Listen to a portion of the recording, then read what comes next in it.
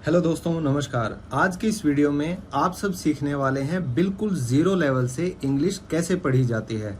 तो ये बिल्कुल बेसिक से हम इंग्लिश की रीडिंग करने वाले हैं। तो ये जो कहानी है, इसके हर वर्ड की मैं आपको इंग्लिश से हिंदी में मीनिंग बताता चलूँगा। जैसा कि आप देख सकते हैं, इससे आपके लिए बेहद आसान हो जाएगा इंग्लिश को समझना भी और इंग्लिश को पढ़ना भी। तो मेरे साथ साथ बने रहिएगा। शुरू करते हैं आज की वीडियो। आज की इस कहानी का टाइटल है द रेन मैन। तो रेन होती है बरसात, मैन यानी कि आदमी। तो एक बरसाती आदमी, और ये क्या रहस्य है इस कहानी में पता चलेगा। First line, it was raining. तो वहां थी रेन यानी कि बारिश, और आईएनजी का मतलब कोई काम हो रहा था। तो इट वॉज रेनिंग का मतलब हुआ कि बारिश हो रही थी। क्वाइट अ पो इट वॉज। तो दोस्तों, क्वाइट का मतलब होता है पूरे तरीके से यानी अच्छे से। अ पोर, तो पोर का मतलब होता है जब पानी बहुत जोर से बरसता है, बहुत ज्यादा पानी। इट वॉज यानी कि वो था। तो बहुत ही भारी वर्षा अच्छे से वो हो रही थी। You could बेयरली see anything.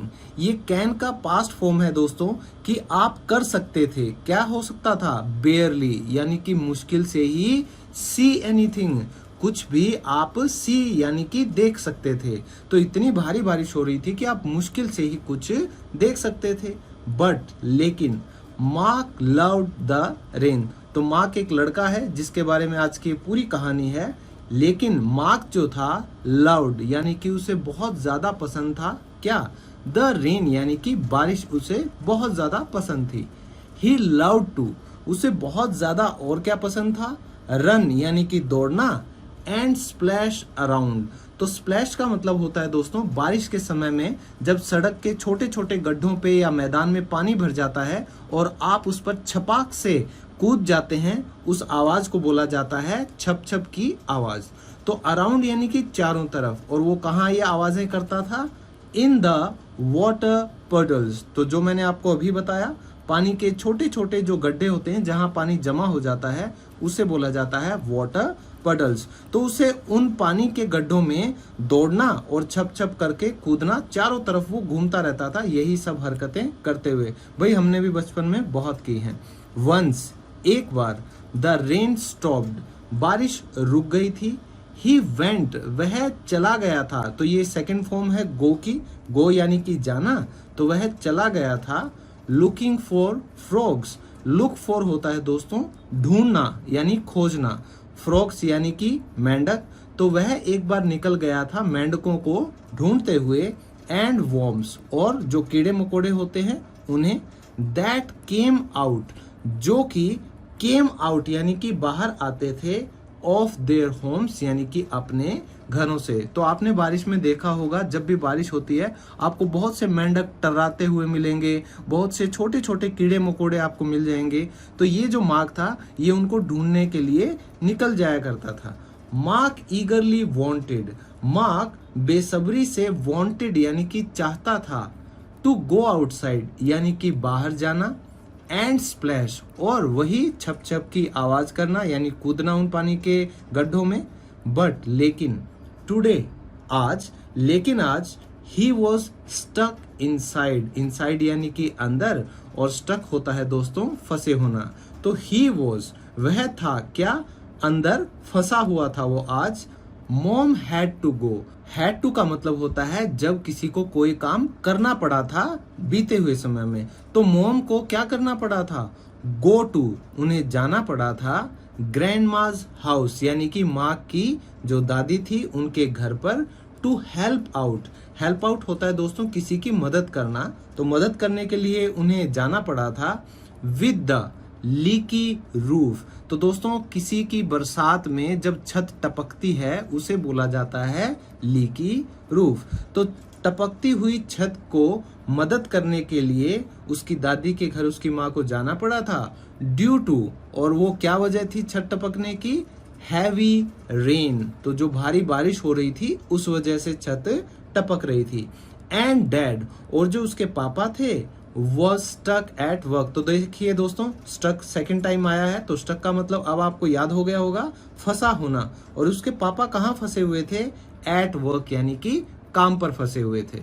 It was the first time, और ये क्या था, फर्स्ट टाइम यानी कि ये पहली बार था, दैट कि मार्क हैड टू, अब देखिए फिर से हैड टू आ गया, तो अब आपको ये भी याद हो जाएगा कि मार्क को करना पड़ा था, क्या करना पड़ा था, स्टे होम, घर पर रहना, अलोन यानी कि अकेला।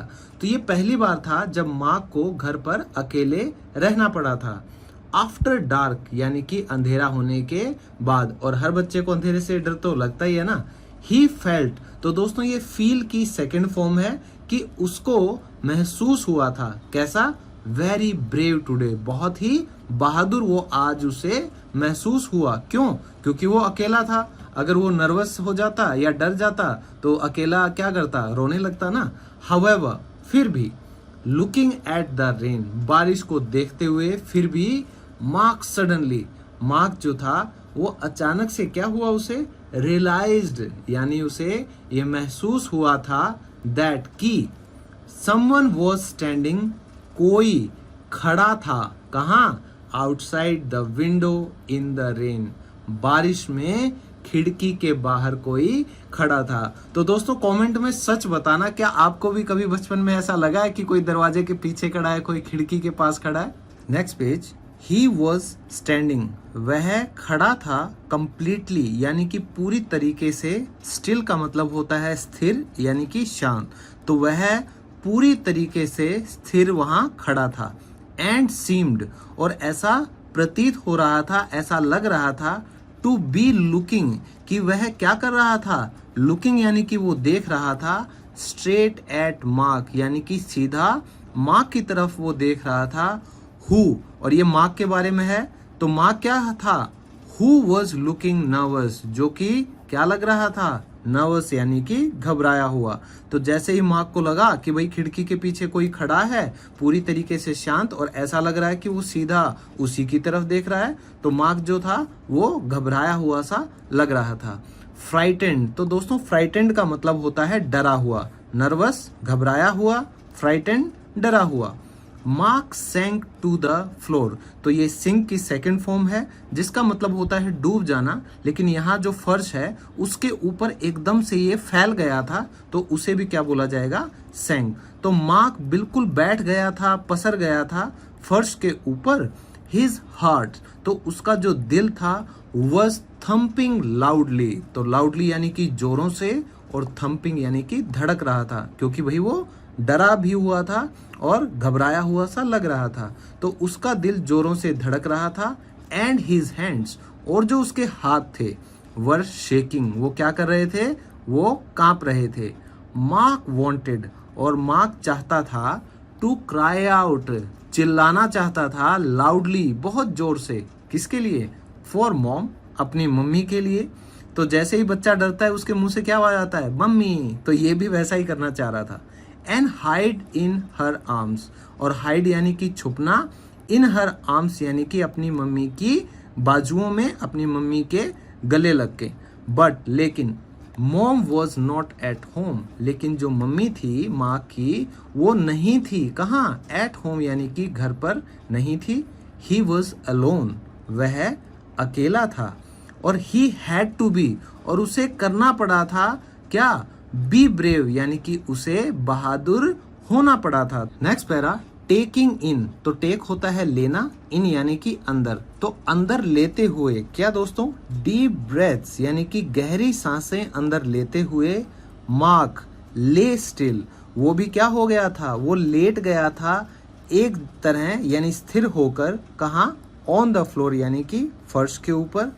फोर्सिंग हिज, और ताकत लगाते हुए अपने जम्बल्ड थॉट्स, तो दोस्तों जम्बल्ड थॉट्स होते हैं बिखरे या उलझे हुए विचार, टुगेदर यानी कि एक साथ। तो वो फर्श के ऊपर स्थिर लेटे हुए क्या कर रहा था, बड़ी कोशिश कर रहा था अपने उलझे हुए विचारों को, बिखरे हुए विचारों को टुगेदर यानी कि एक साथ लाने की। ही थॉट फास्ट, उसने सोचा, तेजी से सोचा। ही न्यू, वह जानता था। ही हैड टू, कि उसे करना ही पड़ेगा। एक्ट फास्ट, यानी कि जल्दी उसे कदम उठाना ही होगा। Before it was too late, इससे पहले की क्या हो जाता, बहुत देर हो जाती। He wanted to meet mom and dad again. तो वह चाहता था टू मीट यानी कि मिलना अपने मम्मी और पापा से, अगेन यानी कि दोबारा। तो वो ये नहीं चाहता था कि आज उसकी आखिरी रात हो, वो ये चाहता था कि भाई मैं जिंदा रहूं और अपनी मम्मी पापा से दोबारा मिल भी सकूं। He could not die so soon, वह नहीं कर सकता था क्या, डाई सो सून यानी कि इतनी जल्दी मर जाना, वह ऐसा नहीं कर सकता था। भाई मरना कौन चाहता है। स्लोली धीरे से, ही क्रैप, तो दोस्तों ये क्रीप की सेकंड फॉर्म है। तो वह रेंगने लगा था टू द विंडो यानी कि खिड़की की तरफ, एंड लुक्ड आउटसाइड, और उसने बाहर देखा। द फिगर, तो वो जो आकृति थी, वो जो परछाई थी, वॉज स्टिल स्टैंडिंग, वह अब भी खड़ी थी, इन द सेम प्लेस यानी कि उसी जगह। तो हो सकता है कोई चोर हो जिसे पता चल जाए भाई मम्मी पापा इसके घर पे नहीं है, छोटा बच्चा है, चोरी कर लेंगे। आप लोगों ने बॉलीवुड की होम अलोन मूवी सीरीज देखी है? अगर नहीं देखी तो लिसनिंग की प्रैक्टिस के लिए उसे जरूर देखिएगा। एंड लुकिंग स्ट्रेट, और वो इंसान क्या कर रहा था, वो जो आकृति या परछाई थी, लुकिंग स्ट्रेट, वो सीधा देख रहा था एट मार्क्स विंडो यानी मार्क की जो खिड़की थी उस तरफ। नाउ अब मार्क वॉज क्लोजर, मार्क जो था वो नजदीक था, टू द विंडो यानी कि खिड़की के वह नजदीक था। ही कुड हियर ग्राउलिंग, और वह हियर यानी कि वह सुन सकता था क्या, ग्राउलिंग होता है दोस्तों जब कोई जंगली जानवर गुर्राता है, जैसे कुत्ते जब कई बार गर गर करते हैं ना, उसे भी ग्राउलिंग बोलते हैं। तो वह सुन सकता था गुर्राना, लाइक अ लायंस, एक शेर की तरह गुर्राना वह सुन सकता था। थिंकिंग फास्ट यानी तेजी से सोचते हुए, मार्क टुक आउट, मार्क ने बाहर निकाल लिया, हिज यानी कि अपनी, बो गन यानी कि धनुष वाली बंदूक। तो दोस्तों आप जैसा देख सकते हैं, ये लड़का जो मार्क है, ये इस तरह की धनुष वाली जो है बंदूक लेकर खड़ा है खिड़की की तरफ, और ये आपको सामने आकृति भी दिखाई दे रही होगी। तो उसने अपनी धनुष वाली बंदूक बाहर निकाल ली थी, कहां से, फ्रॉम हिज टॉय बॉक्स यानी अपने खिलौने के बक्से से। टेकिंग अ डीप ब्रेथ, तो दोस्तों अब ये सेकंड टाइम आ गया है कि लेते हुए एक गहरी सांस, एंड गैदरिंग, और गैदरिंग का मतलब होता है इकट्ठा करना यानी कि समेटना, और समेटते हुए ऑल हिज, अपना पूरा, करेज साहस यानी कि हिम्मत।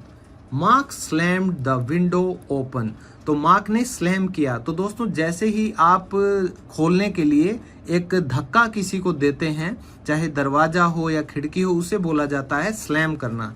तो उसने खिड़की को ओपन यानी कि खोलने के लिए मार्क ने धम से धक्का दिया। एमिंग स्ट्रेट, और सीधा निशाना लेकर, एट द, और कहा वो निशाना ले रहा था, figure standing in the dark, जो फिगर यानी कि जो आकृति या जो छाया थी, स्टैंडिंग जो कि खड़ी थी, इन द डार्क यानी कि अंधेरे में। ही शॉट, और उसने चला दी, क्या चला दी, तो दोस्तों शॉट का मतलब होता है शूट की सेकंड फॉर्म। तो जब भी आप गोली चलाते हैं या धनुष से तीर चलाते हैं तो उसे बोला जाता है छोड़ना यानी कि शॉट करना। तो उसने चला दी थी हिज बोगन, अपनी धनुष वाली बंदूक। ही मस्ट, और उसने अवश्य ही, हैव हिट की होगी, हिट हिज मार्क यानी कि अपना निशाना उसने लगा लिया होगा। बिकॉज, क्योंकि, there was a loud roar of pain, क्योंकि वहां क्या आ रही थी, लाउड रोर यानी कि तेज चीखने की आवाज आ रही थी। और कैसा चीखना था वो, ऑफ पेन यानी कि दर्द की। तो भैया उसने लगाया निशाना धनुष वाली बंदूक से, और उसने निशाना लगा के पक्का निशाने पर मार ही दिया होगा। हिट करना होता है मार देना, क्योंकि वहां तेजी से बहुत दर्द से चीखने की आवाजें आ रही थी। द स्लो ग्राउलिंग, और जो अब गुर्राने की आवाज थी वो क्या हो गई थी, स्लो यानी कि वो धीमी हो गई थी। ही हैड हर्ड बिफोर, जो कि वह पहले ही सुन चुका था। वॉज नाउ, वो अब क्या हो गई थी, a high roar of pain, यानी दर्द से जो गर्जना होती है, जो चीखना होता है बहुत ज्यादा, अब वो गुर्राना उसमें बदल गया था। Mark could not bear it, तो बेयर का मतलब होता है सहन करना यानी बर्दाश्त करना, और मार्क उस आवाज को, इट आया है उस आवाज के लिए, रोर के लिए, तो मार्क जो है उस आवाज को बर्दाश्त नहीं कर सका था। द नॉइज, तो वो जो शोर था was ear shattering। ear shattering यानी कि कानों को फाड़ने वाला, बहुत ही तेज चीखने की वो आवाज थी। तो कई बार आप जब कानों पे बहुत बेकार सी आवाज आती है, आप कान बंद नहीं कर लेते हैं, तो ये वैसी ही आवाज थी। He covered his ears, तो उसने अपने जो कान थे वो कवर यानी कि ढक लिए थे। And hid, तो दोस्तों ये hide की सेकंड फॉर्म है जिसका मतलब होता है छुप जाना, और वह छुप गया था अंडर मॉम डैड्स बेड। तो उसके मम्मी पापा का जो बेड था वो उसके नीचे छुप गया था। होल्डिंग हिज बोगन, और जो अपनी बंदूक थी धनुष वाली उसको होल्ड करते हुए यानी उसे पकड़े हुए। क्लोज टू हिज चेस्ट, अपनी छाती के बिल्कुल करीब। तो वो जो बंदूक का खिलौना था उसको अपनी बिल्कुल छाती के करीब पकड़े हुए वह अपनी मम्मी पापा के बेड के नीचे छुप गया था और उसने अपने कान ढक लिए थे। ही ले स्टिल, वह लेटा रहा। कैसे? स्टिल पेंटिंग, यानी कि अब भी पेंट करते हुए। तो दोस्तों पेंटिंग का मतलब होता है हांफना। तो जब आप तेज दौड़ते हो या आप डर जाते हो तो आप क्या करते हो, आप तेज तेज सांसें लेने लगते हो यानी कि हांफने लगते हो। तो वह लेटा रहा अब भी हांफते हुए, हैवीली यानी कि तेज तेज। He must have fallen asleep, तो फॉलन asleep का मतलब होता है सो जाना। तो वह अवश्य ही सो गया था, बिकॉज क्योंकि द नेक्स्ट थिंग, जो अगली चीज ही हर्ड, उसे जो सुनाई दी थी, वॉज, वो क्या थी? Mom and dad calling out for him. तो मम्मी और पापा की उसको फॉर हिम यानी उसके लिए पुकारते हुए जो आवाज थी वही अगली चीज उसने सुनी थी। एंड इट वॉज मॉर्निंग, और वो क्या थी दोस्तों? वह सुबह हो गई थी। उसके मम्मी पापा कब आए थे? मॉर्निंग यानी कि सुबह आए थे। नेक्स्ट पैरा, मार्क फेल, तो मार्क गिर गया था इन हिज पेरेंट्स आर्म्स, अपने मम्मी पापा की बाहों में। Wiping away his tears of Joy and thankfulness.